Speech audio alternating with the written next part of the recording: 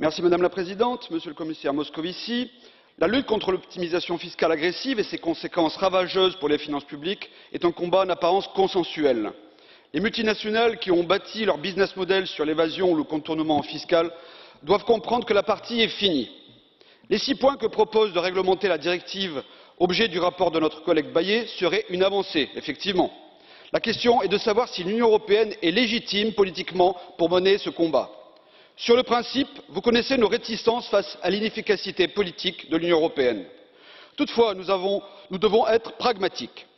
Les États ont fait jouer la compétition fiscale jusqu'au dumping.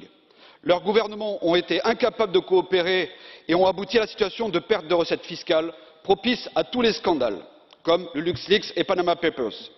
La France est un pays qui ne parvient pas à se rendre fiscalement attractif à cause de la folie dépensière des gouvernements socialistes et UMP en France.